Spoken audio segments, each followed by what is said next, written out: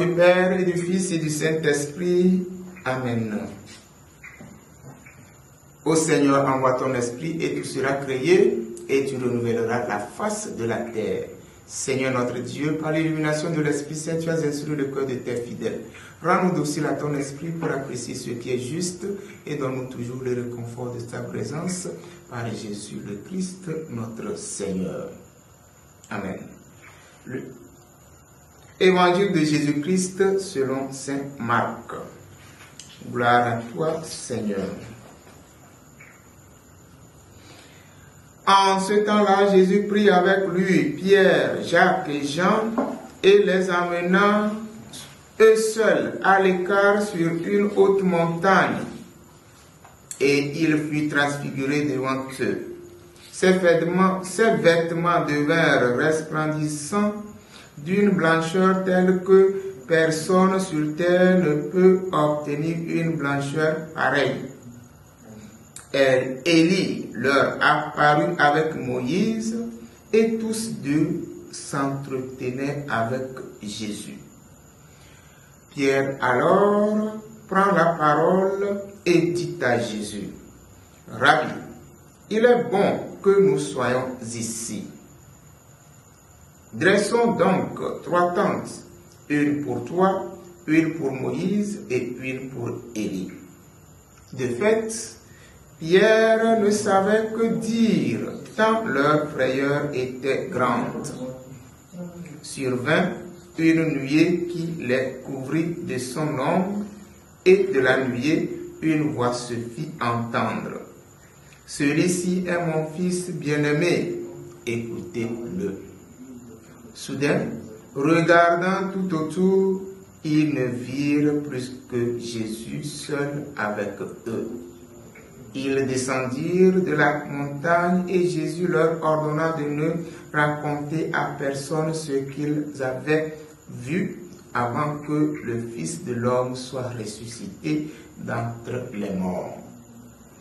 Et ils restèrent fermement attachés à cette parole, tout en se demandant entre eux ce que voulait dire ressuscité d'entre les morts.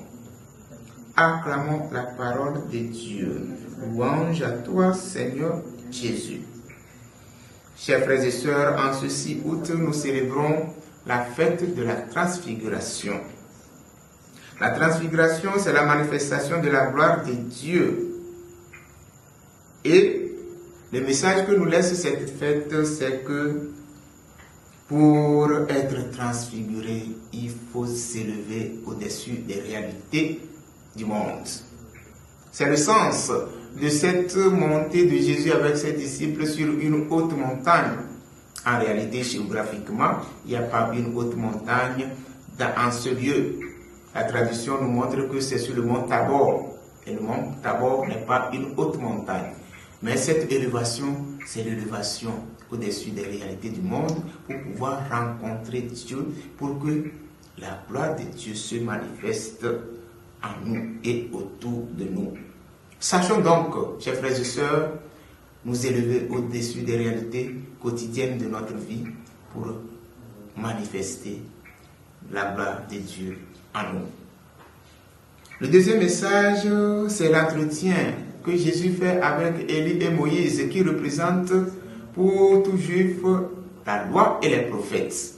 Aujourd'hui, nous dirons toute la Bible, la parole de Dieu.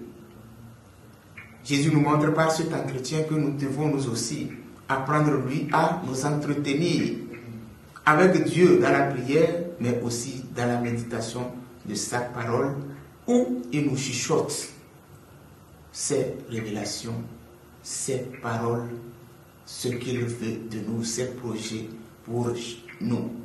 Demandons cette grâce de savoir, nous aussi nous entretenir avec Dieu dans nos prières et avec Jésus, la parole de Dieu qui s'est faite chair dans la méditation de la parole de Dieu de chaque jour. Ainsi soit-il pour chacun de nous.